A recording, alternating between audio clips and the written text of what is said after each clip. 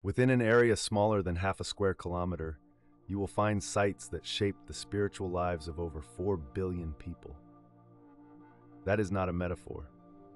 That is the Old City of Jerusalem, a walled quarter so dense with history that nearly every stone beneath your feet has been walked on for 3,000 years. The city was first established as a royal capital by King David around 1000 BCE, making it one of the oldest continuously inhabited cities on Earth.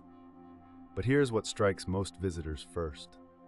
The walls surrounding the old city today are not ancient remnants. They were built by the Ottoman Sultan Suleiman the Magnificent between 1537 and 1541, standing 12 meters high and stretching nearly 5 kilometers around the city.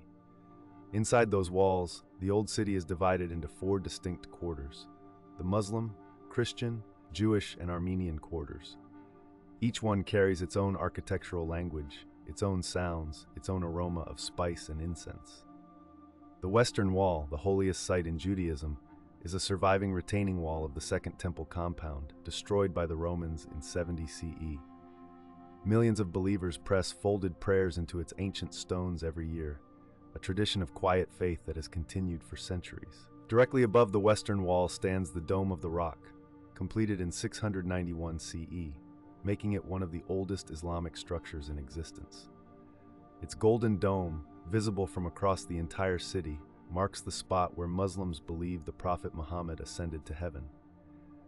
And within walking distance, the Church of the Holy Sepulchre marks the site where Christians believe Jesus was crucified, buried, and resurrected. The church has stood in various forms since the 4th century CE. 3 faiths, 3 sacred sites, all within a 10-minute walk of each other. In 1981, UNESCO designated the Old City of Jerusalem a World Heritage Site, a recognition not just of its architecture but of its irreplaceable meaning to humanity.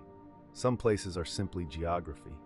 Jerusalem is something else entirely, a city that God placed at the crossroads of the world and where the weight of faith can still be felt in the very air.